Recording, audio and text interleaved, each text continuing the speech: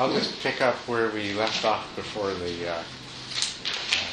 sit with Deborah's question about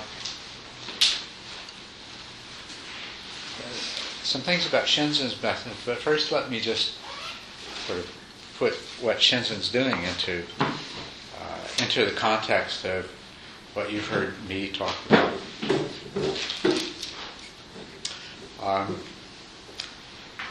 How many of you people are not familiar at all with Shinzen Young's meditation method? Weren't there on Sunday? Okay. So, well, what Shinzen does is he uses an approach to meditation which he doesn't use a fixed object like the sensations of the breath, like I do. Instead, he has you choose a certain sphere of kinds of objects to attend to.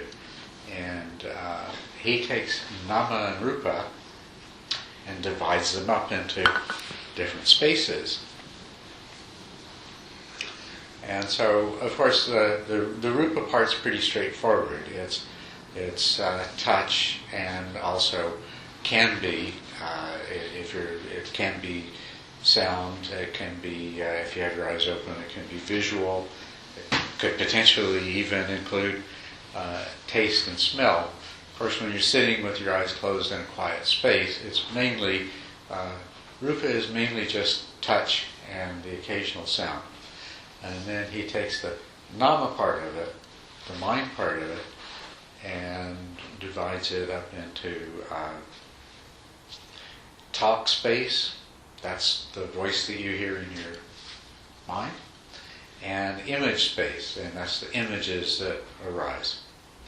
So, for example, you might sit down and meditate on image and talk space. So, in other words, what you try to do then is to you're not choosing what you're going to think about or how you're going to think about it. You're just planning to be aware of it. And so if there are verbal thoughts taking place, you just label that as talk. And if there are images arising, you label that as image. And if both are arising, then you focus on one or the other. And if neither one is there, you just call it rest. And so this is a little broader than focusing on the sensations of your breath, because you're allowing whatever forms of verbal or visual thinking might happen to be taking place, you allow them to arise. The challenge is to remember what you're doing and to continue to apply the appropriate label. And if you're doing the practice properly, then every second or so, you're going to be applying a label of talk, image, or rest, depending on whether you're hearing or touch. What's that? And then he had touch and feel. Well, these are the other spaces. You can add to these other spaces. Touch is the primary rupa space. That's in body sensation. Now the feel part of it, and that was the part that you weren't very clear about. The feel part of it has to do with the particular kind of body sensations that are associated with emotions in the moment. And feel occupies a really interesting place, because the inner talk and the inner images are very clearly kinds of mental processes that are ways of thinking, right? And the touch, all those sensations in your body, pressure, touch, pain, anything else, those are very, very clearly physical, of a physical nature, physical sensation. The feel is an interesting thing, because we usually think of emotions as being mental. And that was my first reaction when Shinzen explained his system was, well, wait a minute, emotions aren't just physical sensations. But he's trying to make this, he done a wonderful job of figuring out how this can all be presented and practiced in a form that anybody can get a hold of right away. And I've come to really appreciate it. And feeling emotion is one that's really difficult for people to deal with. In my own case, the early part of my life was very difficult in particular kinds of ways, but I ended up being most of the time completely unaware of my emotions. You know, I couldn't stand the question of somebody asking me how I feel. Because as far as I was concerned, you know, sometimes there was anger and sometimes there was lust, but most of the time it was just neutral. Although, of course, that wasn't true at all, right? But all that I was aware of ever as my emotions those were really strong. I was very much cut off from my emotions. Even though somebody else could look at my body language and my face, and they would know far more about my emotional state than I would. And then back in the 80s, when it was there were a lot of these workshops to help people, personal growth kind of workshops, help you get in touch with yourself, getting in touch with your emotional being, your emotional body, and stuff like that. And those were very useful for me because they did help to break down a lot of the barriers that I created in my mind that prevented me from being aware of my own emotions. But the way they did that, and the way almost any Buddhist system of meditation does that, when we start talking about emotions, the first instruction is, how does it make you feel? What are the sensations in your body? Direct your attention to your body. Get into your body. Find out where you feel it, how you feel it, what does it feel like, how does it change? And this is what Shinzen has focused in on this, is that this is where you want to go. And when it comes to emotional states, this is the place to go. Because what happens otherwise, and probably a lot of you know this, if you first turn to examining your emotions as being mental things, then they are very entangled with the stories that you tell in your mind about your emotions and the images that arise in association with that and the memories. And so it is so messed up and tangled up that you get lost in it and you have no hope really of practicing mindfulness of your emotions. But if you start with the feelings in your body, this is the place to get a handle on it. And get a really clear handle on your feelings and on the fact that there is a constant, like I say, I used to think most of the time I was in a neutral state. But the truth is, now I realize that I and all of us are continuously, there's a kind of emotional flavor to every part of our experience. It's never really absent. It's stronger sometimes than others, definitely. But very, very rarely, in normal circumstances, do we have the state that Shinzen labels as peace. But of course you don't know that at first. It seems like, hey, there's a lot of peace in here. But you're just not really seeing it. But if you examine the touch space and the feel space, then after a while you learn to discriminate those two and you start to discover how much feeling is going on and how the feeling is being conditioned by the images and the thoughts and the other things that come up in your mind. But so these are the entryways into getting a grasp on what's going on in your mind, is to divide it up into verbal thinking and visual imagery that arises as a kind of thinking, and bodily sensations in form of touch, and then those bodily sensations that are very definitely of an emotional nature. And anybody can do this, and anybody can begin to disentangle these things from each other, and that's what makes them so difficult normally to deal with, and the reason that we get instead of transcending them, we get totally enmeshed in them. So I'll go to Deborah's. You're saying that what you found is that it was very difficult to distinguish touch and feel. Well, yeah, because as soon as I have touch, there comes a whole other part of that. It goes into the Vedanas and then goes into Sankara. Anyway, so that it becomes, it's not just touch, or very rarely is it just neutral. Touch, neutral. Usually it's touch. Oh, I don't like that. That's painful. So there's aversion. So to me, that's an emotion. Then it's feel. So I go touch, feel, touch, feel, touch, feel. Well, So, but I don't think yeah. that's what Shinzen has. Well, okay. There can be a certain amount of touch, feel, touch, feel, touch, feel going on. But basically, what you want to do is to start out deliberately, as he said, when there's more than one thing, you choose one to focus on. So you deliberately focus on the touch, and then at the point that it seems appropriate, maybe because the feeling point component is very strong, you shift the attention to the feeling.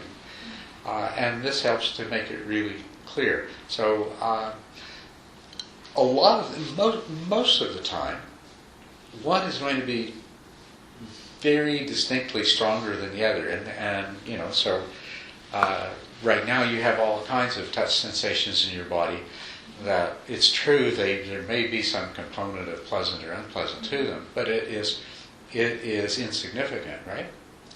So if that is what your awareness goes to, you can simply label that touch, and you can disregard the subtle, the indistinct, the relatively unimportant aspect of feel, unless there's some reason why you really want to notice that.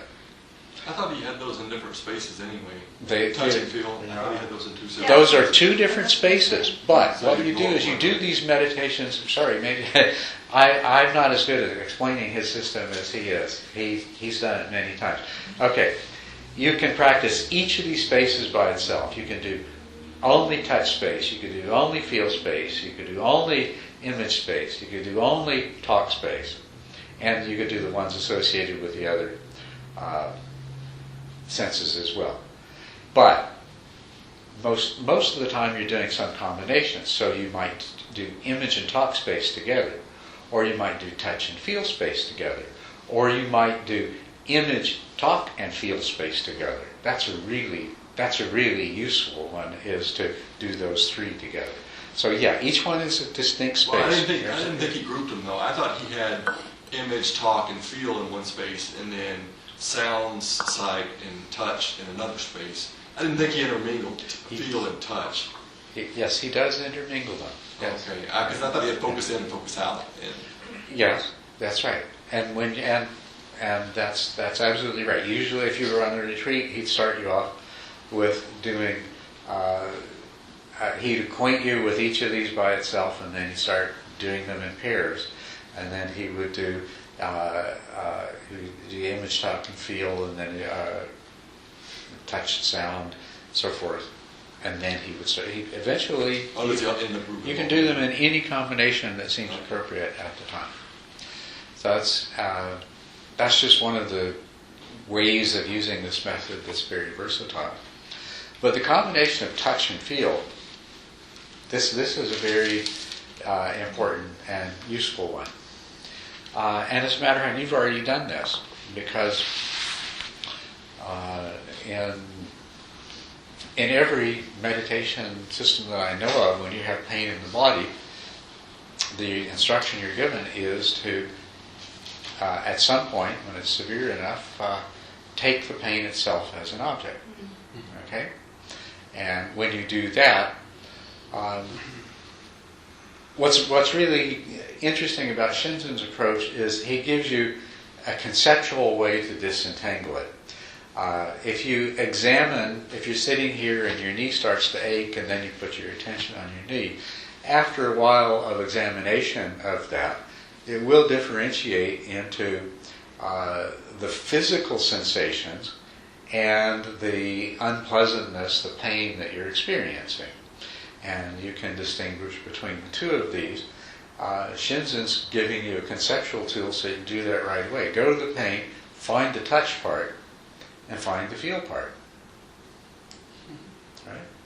And so, and of course, whether you do it with Shinzen's instructions or whether it happens as a part of following the instruction to examine the pain objectively, determine its location, its intensity, whether it moves, whether it increases and decreases, and so on and so forth, which is another way of approaching it. You'll come to the same place. At some point, you'll begin to distinguish the sensation as sensation and the unpleasantness and the painfulness of it as being two different things. And when you do that, you come to that place where you can focus on, as Shinzen would say, the touch aspect of it, and you'll cease to be aware of the feeling part of it. And this pain in your knee is now just a sensation. Sometimes it will go away. Most importantly, examining pain in this way, being aware of these different things that interact, allows you to understand that really, I think, one of the best things that I think Shinzen has given us is, because he likes to put everything in mathematical terms, is the formula that suffering equals pain times resistance. Oh. I like his other formula too. Well, yes, and I mean, but that's the heart of it, and that's what we're talking about here. But the other things that are entangled with that, which when you discover them, is that there's not only the touch sensation and the feeling pain, there's all the talking that you do to yourself about it, and the images that arise. And all of these things reinforce it just tremendously.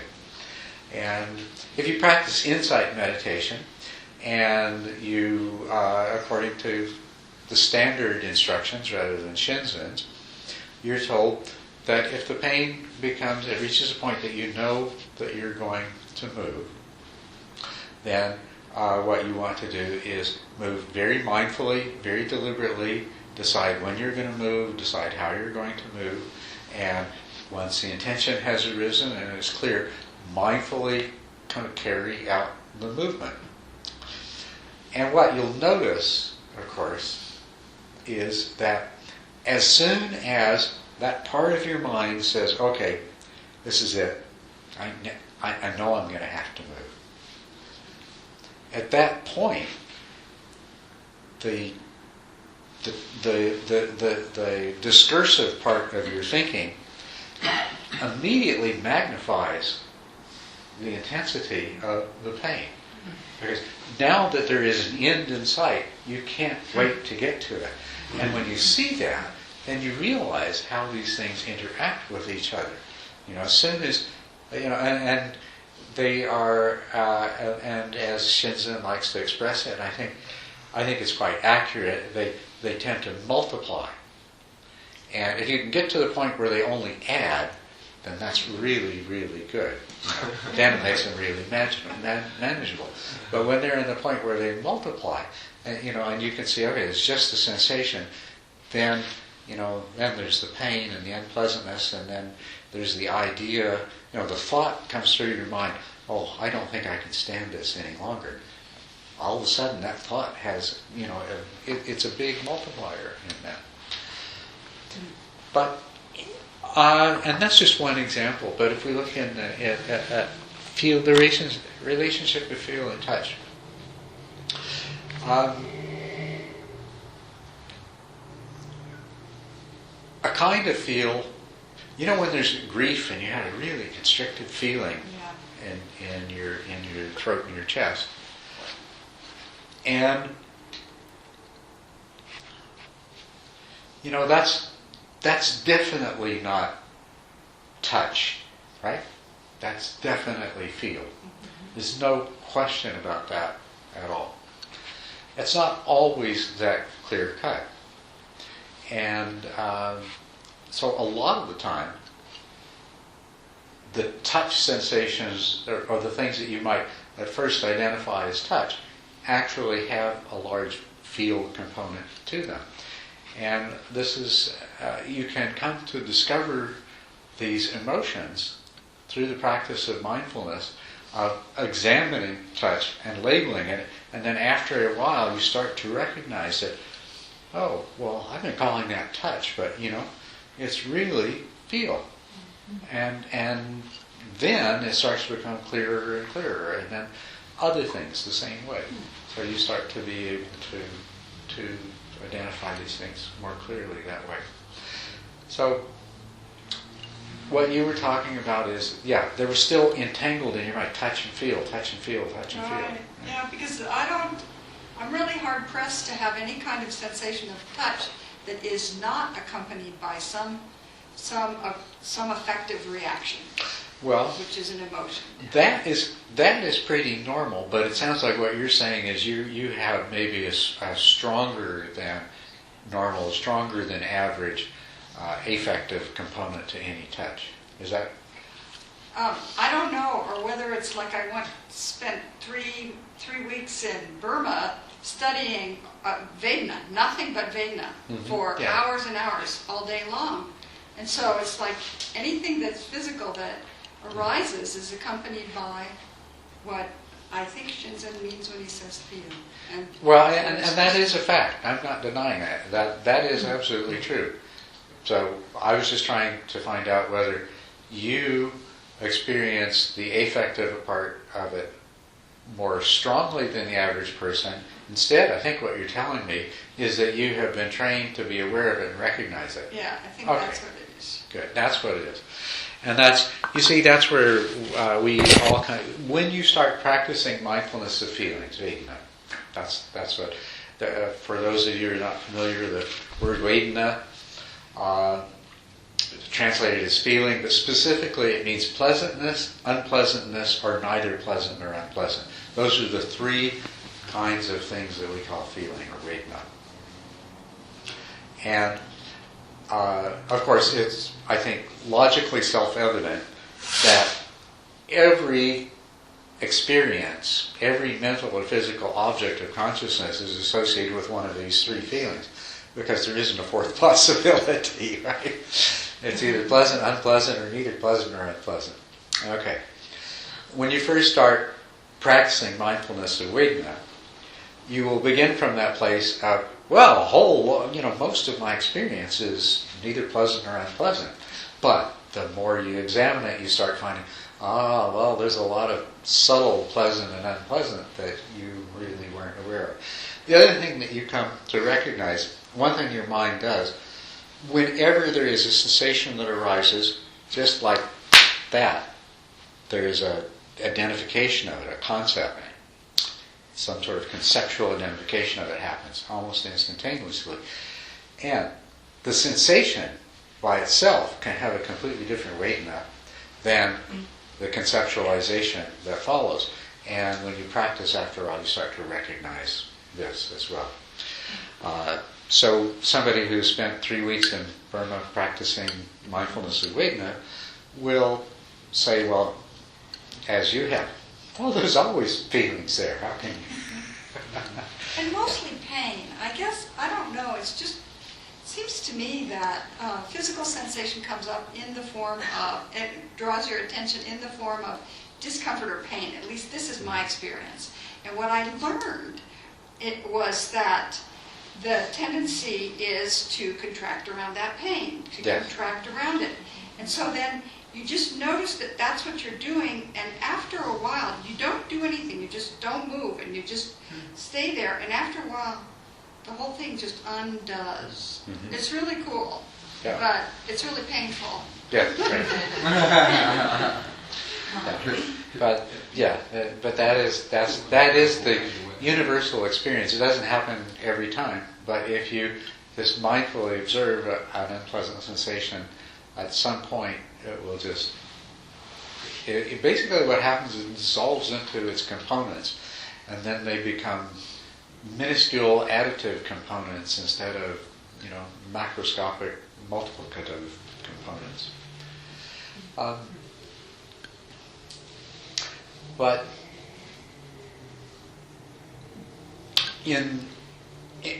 to practice, having the kind of awareness you do, to practice Shinzen's method is the only part of the instruction that you need to remember is it's not at all uncommon. It's the norm for there to be multiple things from multiple spaces present at once. That is the norm. It's to either focus on what's most pronounced or strongest, or if there happen to be two that seem to be equally pronounced, choose one of them, and then after a while go to the other one. Yeah. So, rather than, I can see if you feel like, I've got to label both of them, and I have to go back and forth, and you drive yourself crazy. Yeah. And you sit there and say, I don't see the point in this. I think I'll do something different. Now, I say, I don't see the point in this. That just means that I haven't figured it out, or it hasn't come clear to me yet. Right. It will. That's in right. Another 5 years. Well, or another 5 minutes. Or in another 5 Or minutes. another lifetime, maybe. But Shinzen's approach to this, by having, when you're looking at the thoughts that are arising, are, and once again, the way he presents this is important, is what you're looking at the obvious things. You're looking at the things that stand out, or you're looking at what's at the surface. And you'll see at that sort of surface level of what's going on in your mind, it's most of it either talk or image. Right? Now, people are always going to say, but there's I have other kinds of thoughts that aren't in words or aren't in images, and that's true. That's not the point. The point is what dominates, and if you want to get a handle on it, and you want to start seeing what's going on in your mind, let's just take those great big obvious ones and focus on them to start with. And then after you get really familiar with those, then yes, you're going to become even more clearly aware of the other ways in which your mind functions and the other ways in which it processes information. For example, it's very interesting, this relationship between thinking and touch and feel, is that, I don't know, some of you may have noticed, but there is a kind of thinking that takes place that precedes bodily actions that we could describe as kinesthetic thinking. Right? You know what I mean? That it just as an image forms in your mind, or as there's a conversation going on in your mind, associated with bodily actions. Now, that is very closely related to image, because if you think about yourself doing something, you'll probably have some image of it, but you'll also have that kinesthetic component of it too. What happens in the normal course of things is we have kinesthetic thoughts that precede our actions. And actually this is something that, can be easily picked up with scientific instruments, so that if you're wired up properly, the experimenter or researcher knows what you're going to do before you do, which is a very interesting thing if you think about it. Is that after intention that you have that? What's that? Is that after intention that you have those kinesthetic thoughts? Or is it intention? Well, the interesting thing about it is it's a little bit difficult to decipher, but the conscious intention that we have definitely comes later on in the process. The parts of the same parts of your brain that are going to be active when you make the movement already show some activity before you even become conscious of the intention. Okay? Right. Now, the relationship between the conscious intention and the unconscious intention, that's a really interesting thing. And the conscious intention does precede the actual action, but it's delayed behind this unconscious activity, which is really interesting in terms of the theory of the mind and the self, which I talked to you about before, which we could get into again. And it's very, very relevant to that. It's very, very significant. But anyway, what I was starting out to say is that there's a kind of kinesthetic thinking that takes place, and it's also related to feel.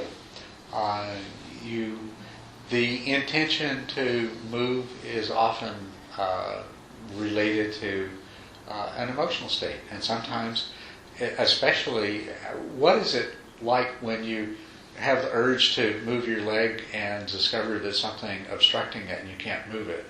A strong emotional reaction, right? You know, and that's sort of a mini version of what some people experience as claustrophobia and things like that. So there's all kinds of mental processes that you might object to and say, well, you know, this simple classification of image, talk, feeling doesn't cover everything. And Shinzen doesn't claim that it does, but he's saying if you start out with those, then you become really aware of all the others that are taking place. So it's a really very, very useful tool, I think. I find. Yeah. You said that once there's the intent to move, that's when the pain multiplies. Is it when the unconscious decides you want to move that the pain starts? Actually, what it is a thought process. There's a whole variety of thought processes that can make the pain intensify. And it's not the intention to move. It is actually the thought that you're going to move, and and as soon as you have the thought that you're going to move and relieve the pain, then there is this very strong impatience, and the pain intensifies. And the same thing happens if you have a pain and you have the thought, I don't think I can stand this anymore. Say you've got a migraine headache and there's nothing you can move to make it stop. Mm-hmm. Every time you think to yourself, my God, I don't think I can actually stand this any longer, it hurts worse. Mm-hmm.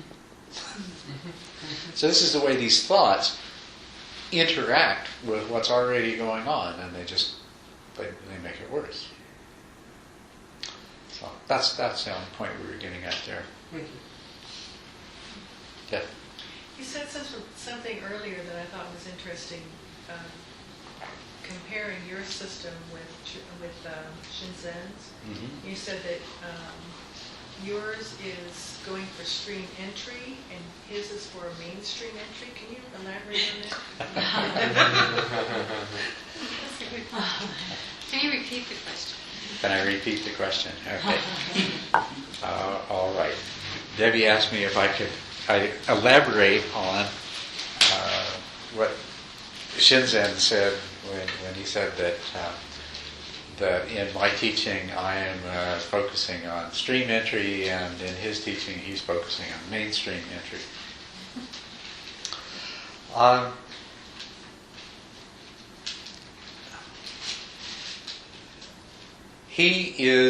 He's putting tremendous energy and effort into finding ways to simple ways that everybody can understand, to practice meditation in a way that will begin to give them insight into the way their minds work, and how this way of working in their mind is responsible for so much of what they experience in their life, so many of the problems. These insights, they're not super mundane insights, they're mundane insights. But if you pursue them, if you continue in that pursuit, you will you will experience the supramundane insights as well. But his emphasis is on getting people going, giving them systems they can follow, and getting them to where they experience some of the real results in their life of a mindfulness practice. That they're better able to deal with pain, they're better able to deal with their emotions and emotional states. So it's not that his practice won't eventually lead to stream entry. It's just where his emphasis is.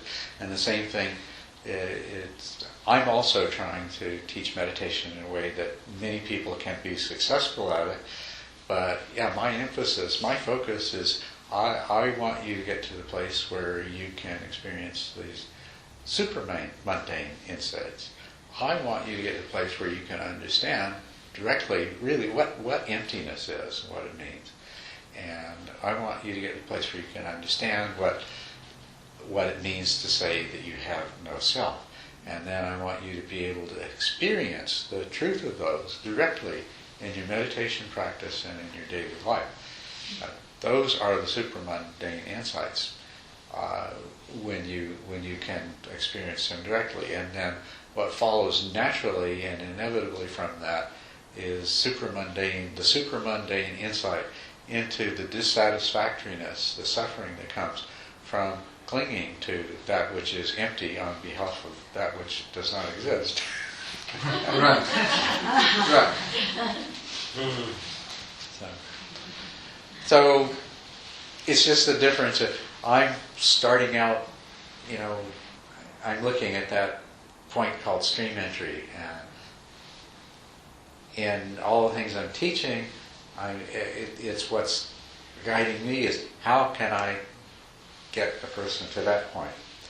And I guess Shinjin's much more open-armed. He's gathering everybody. Says, okay, here's something we can all do. Everybody, close your eyes now. Focus on that space between your ears and listen to talk.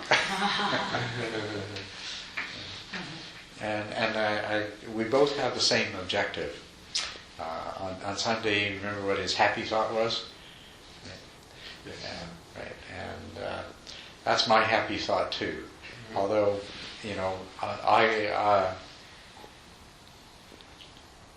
I feel like this, and Shinzen does too. That it's the only thing that's going to save our species is if awakening becomes common enough that it changes the standards by which our entire society operates. This doesn't mean necessarily. Really the goal is to have 100% everybody become awakened. That's the ideal. But just to survive, we've got to have enough people awakened that we shift out of the space of being a society based, blatantly in greed and hatred. Greed, hatred, and lust. North American society, turn on the TV and there's no question. Oh yeah, this is the greed, hatred, lust realm. Yep.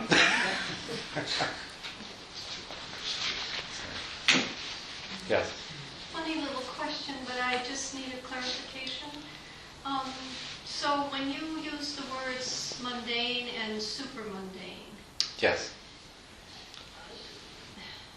Because I'm not sure I understood what you just said. Are you saying that mundane is another word for inconsequential? No, mundane means worldly. It means ordinary. It means the way that we usually see things. And so it accepts the ordinary view, which is that that the world is more or less real the way it perceives to be, and we are separate psychophysical entities with a self-like nature functioning within it. And that if everything comes together just right, we'll be happy. But the problem is all those things that keep happening to us that make us unhappy. And if we just put enough money into the healthcare system, we won't ever get sick or die. That's right. I like that. Yeah. Just put enough money in. So yeah, that's a mundane, and so a mundane insight is an insight that is still, to some degree or another, based on that perception. So you can have all kinds of wonderful insights into, for example, you can have wonderful insights into the nature of pain and the way it works, and suffering equals pain times resistance, and you can learn to manage and deal with your pain. But that is not supramundane.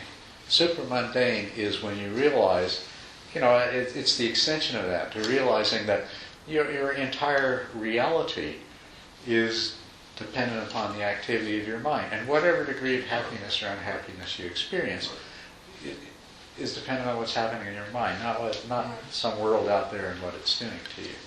The first is still based in the illusion. That's right. The first is still based in the illusion. And the second is breaking through the illusion. That's what makes it supramundane, is it's gone beyond, it's broken through the illusion to seeing the underlying truth. Are you saying supra or super? Supra. Supra. Supra. Super mundane, even more illusory. Yeah. I've been trying to think of the right word for a while, and I think I just have it. Mega mundane. There is a way that these teachings can be misunderstood. That, reality just exists in our mind anyway. So if we convince ourselves, then we can live in whatever reality we can succeed in convincing ourselves as, and that's what we might call the super mundane. It's called psychosis. Yeah, a better illusion. Yeah, the better illusion. The ideal illusion. Yeah. Yeah, so. Yeah.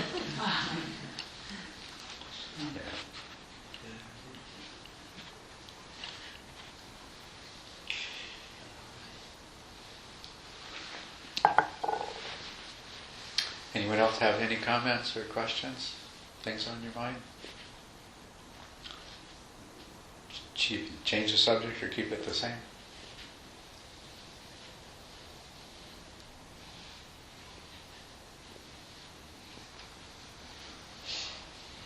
Yes? I had a question. It came to my mind again during the Shinzen talk. Yes. And I've noticed, so when in meditation, usually more on retreat when I'm more still, during that dialogue, I was trying to be aware of talk.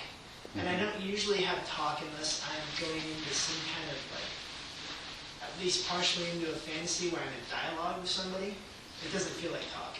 It feels so, but I have, when I'm just kind of almost narrating my own experience unintentionally, there's an element where it feels kind of like talk, but it's not language. So it is more conceptual. And I feel like when I have that, I'm only able to be, there's like a layering where, like there's the point where I can observe it directly, that kind of subvocal kind of talk. And then there's an even subtler form of that subvocal talk, or maybe it's just when it gets quieter, that I can only observe, like in working memory, I can only observe it in retrospect. And I'm wondering if, I've just been kind of curious about that idea in general of during meditation observing mental phenomena in retrospect versus in real time, whether that's always the case, and whether there's certain mental phenomena, this is not going to be easy to repeat out of it, whether there's certain mental phenomena that you can only observe in retrospect. But I'm guessing that's not the case, that ultimately you can observe anything in your mind when you get still enough in real time, just from the point of the observer. But I guess my question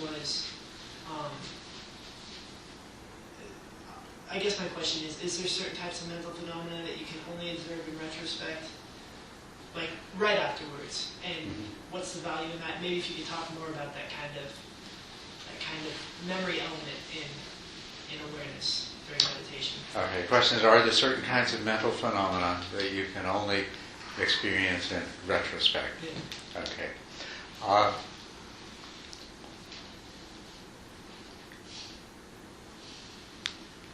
It all depends on what you mean by experience in the ultimate sense. If I say that because if we go to speaking of the experience that you have when the process of mental construction ceases and you have an experience of nirvana or emptiness, to a large extent, that would be the one kind of experience that you would say you could only have in retrospect. But it depends on what you mean by experience. Because in terms of being fully conscious at the time that it happened, that is possible. But there is no you that's having the experience. But immediately afterwards, there comes into being once again a you that had the experience, and also a you that takes the recollection of the experience as its object. And so it's known and interpreted and understood retrospectively. Everything else can be known either directly or so close to being directly that it doesn't really matter, but most of the time it isn't. Most of the time, and this is what we're doing when we're trying to develop mindfulness, when we're trying to develop conscious awareness that is just immediately present with what's happening, is get to that place of real-time experiencing. Before we cultivate that ability, we're always looking out the back window. Basically, we're always listening to the story, the ongoing story we're telling about what just happened. And so that's what we're trying to do in terms of being in the present, being fully mindful, developing introspective awareness, is get to that place where we're experiencing our life in real time. And that's what's very special about that.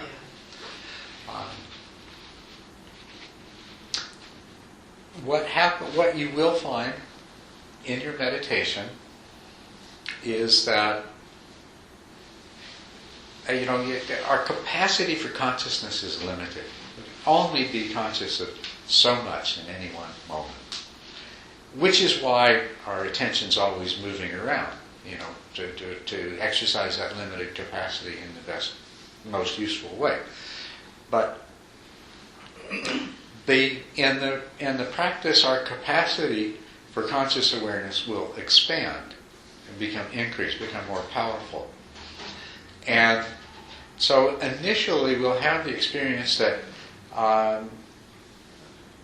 to the degree that we're focused on one thing, we can't really be aware of anything else. What changes as our awareness expands is that we can have that quality that I call introspective awareness. The mind can continue to be focused. The attention can be centered on whatever you happen to place it, but the awareness can encompass more of the real-time reality of what is going on in your mind, moment by moment, as your mind is doing that. And at first it seems like, well, I've either got to look at my object or look at myself, and I'm going back and forth, and I can't see both at once. But then you come to the point where you're kind of standing back, and you're really observing your mind, and no matter what your mind is doing. So at that point, you can be single-pointedly focused on the sensations of the breath of the nose, and aware of your mind, whether nothing else is happening or whether other things are happening. Of course, at that point that you can do that, you no longer need to pay attention to a single object. The purpose that was originally being served by bringing your attention back to the sensation of the breath of the nose is no longer necessary. Now that you have this kind of awareness, and now that it's stable, and you're not going to get lost in the first thing that comes by, you can let go of the fixed object, and you can just be aware of whatever happens to come along. Or of the mind itself and the gaps between. things coming along. So, short answer is that depending on what you mean by experience, we normally do not, but we are capable of experiencing everything in real time rather than retrospectively. Except, once again, depending on how you define experience, we might have to exclude from that ultimate reality, nirvana. So when you say we're usually looking at the translation, it's not something as gross. When you're saying mostly what we're working with, especially early on, is our translation of the story about the experience we're having, kind of this lag, where we're lagging behind the actual experience and having to go through our little internal translator. You're not just talking about how we put it into personal story and all that, but also are you talking about just perception itself? Not like as opposed to being aware directly of sense experience, we're translating it into some kind of perception? Yeah, I mean that too. Yes. First of all, and by all means do this, all of you, right away. Notice that, okay, we'll take what happens is a sensation arises and then your mind identifies it based on past experience. So there's a conceptual process, right? So you understand that takes place continuously. Now, what I'd like you to notice is that you are not consciously aware of most of the actual sensation in a particular act of observation. If we could cut out a strip of the mental film of what you were conscious of in a given period of time, you were conscious of the sensation here, and conscious of the sensation there, and conscious of the sensation there, and everything in between was filled in by your mental fabrication process, just checking in on the sensations often enough to alter that image as necessary. And you miss a lot in that process and so most of the time we're living in the world that our mind projects to explain the sensations that it occasionally checks in on. And this is a well-known fact and easily demonstrated. All stage magic, all camouflage, famous techniques that people have for becoming invisible and doing all of this is based on the fact that most of the time we're watching the movie in our mind, not what's really happening in front of us. Now, you mentioned the narrative. You see that this is a narrative, part of it.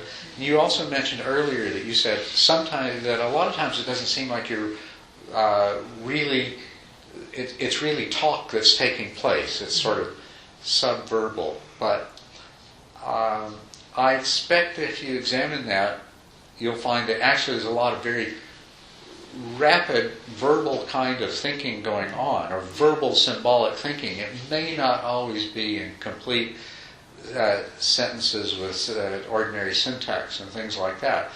But you see, the reason that we can think as well as we do is that with the capacity for language and this collection of symbols that we call words allows us to think, orders of magnitude faster than we could just based on the concepts that they represent. The concepts are these huge, complex, bulky things that are connected to all kinds of other things, and as a matter of fact, it's hard to really say where one concept ends and the ones it's connected to begins. And so we can think in concepts, and we do think in concepts, but it's a different kind of thinking, and it's a much more, but the rapid kind of thinking that we do, even if we're not consciously aware of it as verbal, is still the mind manipulating verbal symbols to think so quickly. Yeah, and it is really rapid. I mean, that's true. It's more reactive. But, yeah. And so that's going on all the time. And it's being recorded in such a way that we can bring up the story what just happened or what happened yesterday, or of who we are or who we think we are. You know.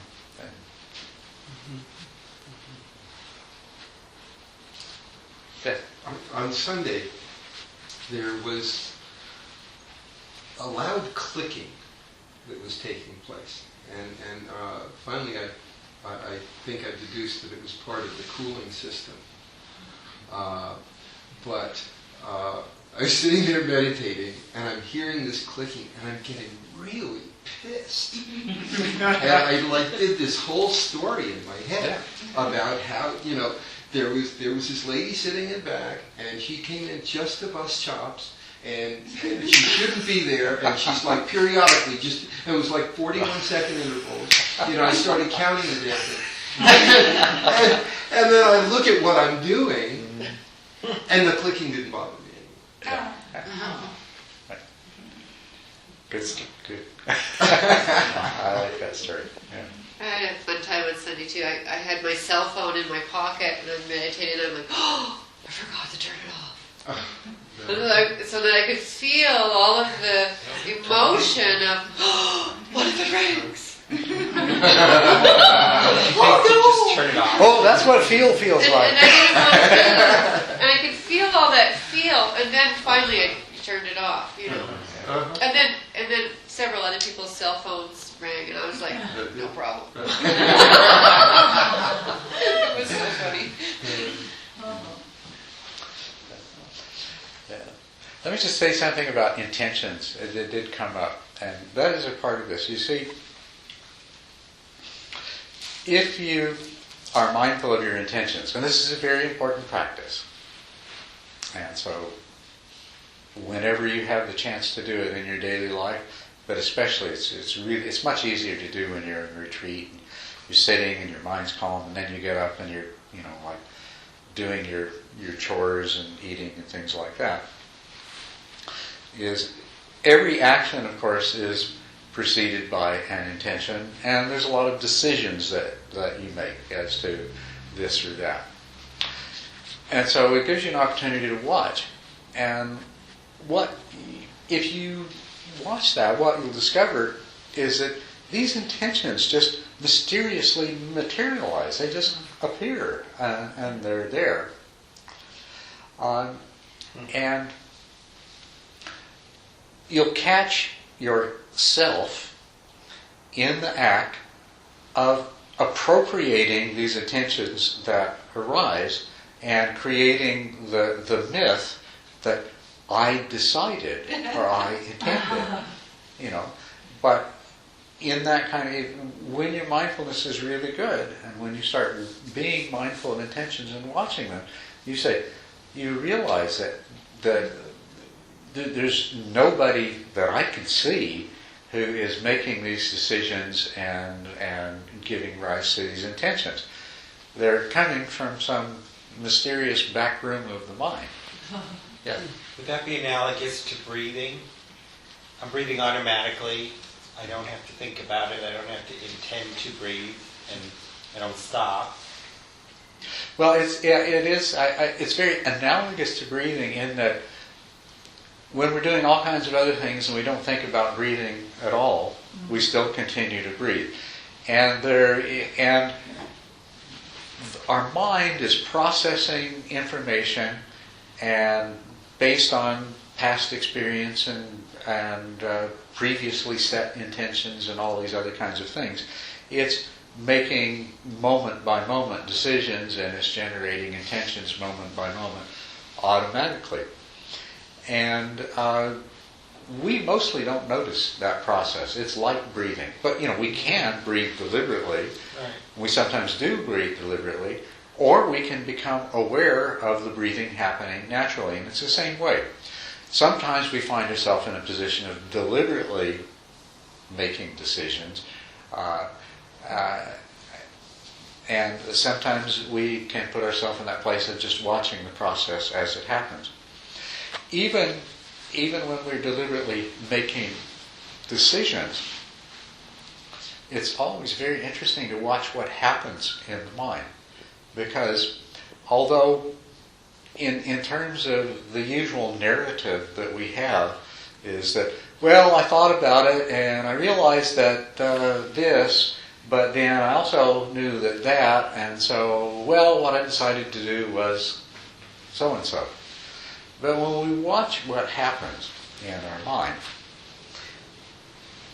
an intention to do one thing comes up, and then there's an intention to do something different comes up, and then there's kind of a struggle between these two, and then there may be other thoughts and emotions and things that come in and interact with it, and so eventually it's more like, it's like a group of people with different opinions trying to come to a consensus. And what you finally decide to do really represents a moment of consensus, and it's not always democratic consensus. Sometimes it's just one of those inner voices happen to outshout all the rest, and a short time later you're really regretting that voice won.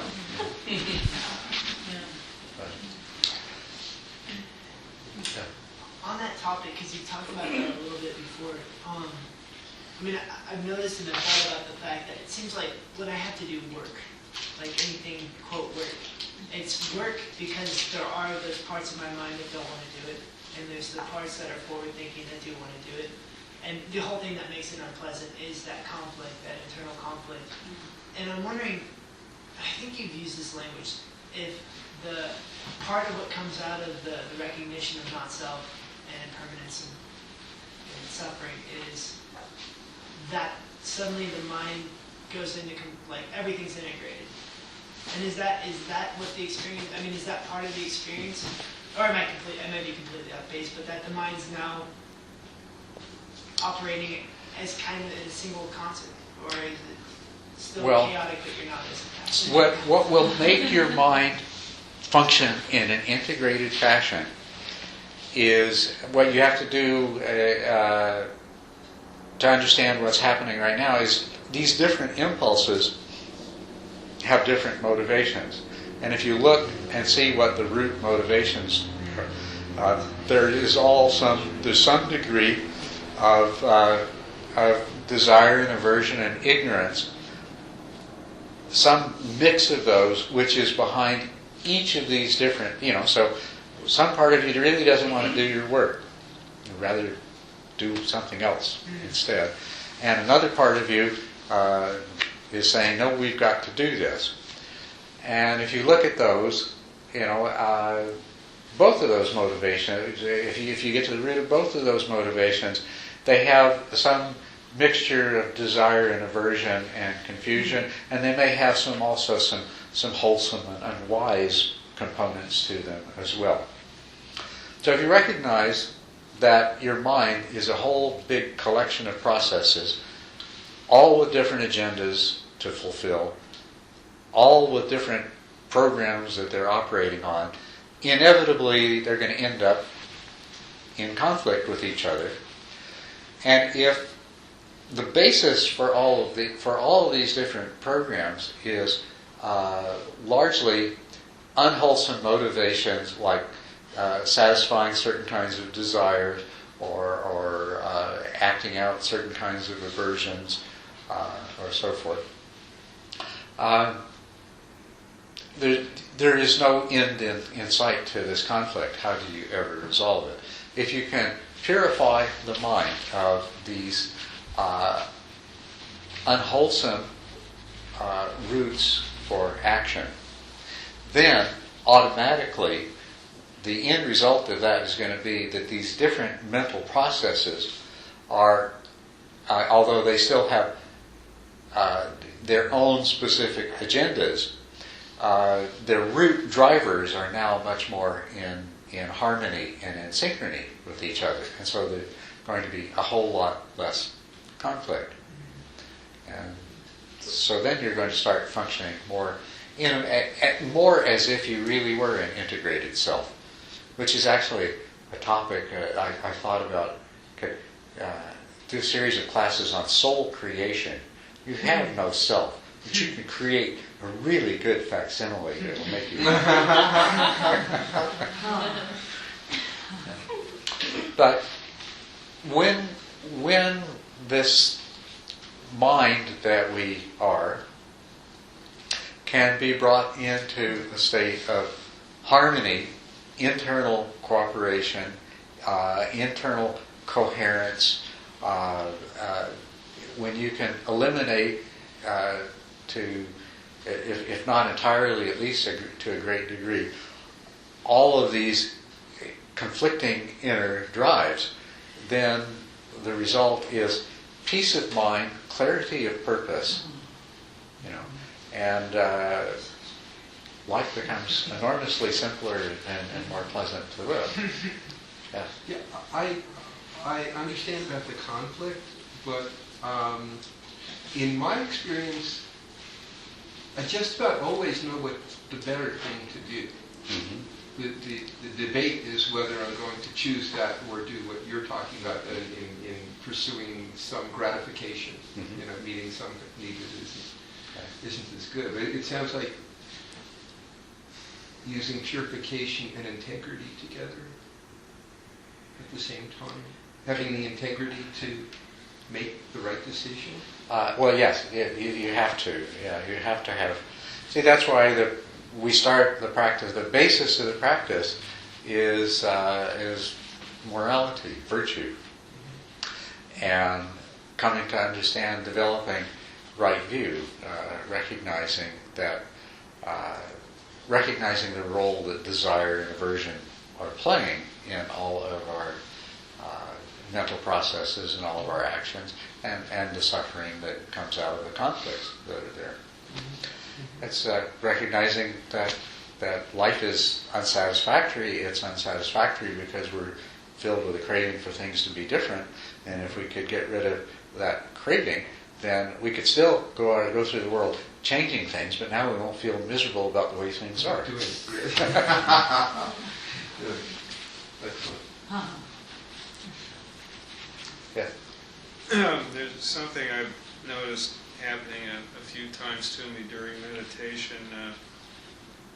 I'll be thinking, and then I'll realize that I'm thinking, and it'll be something like I've asked myself a question and I'm about to answer it, and then I'll realize that, oops, I'm not meditating. But then I'll get worried and say, well, I have to answer the question before I can get back to meditating. And then I'll say, wait a minute, I don't have to do that at all. I can go right back to meditating, which comes as a great relief. Yeah. And going from that state of worriedness to I say, no, I can go back to the meditation right now. I don't have to. But in retrospect, it's kind of amusing. But I've noticed that happening to me more than once. That's because you're an academic, right? That's an academic disease. She's an academic.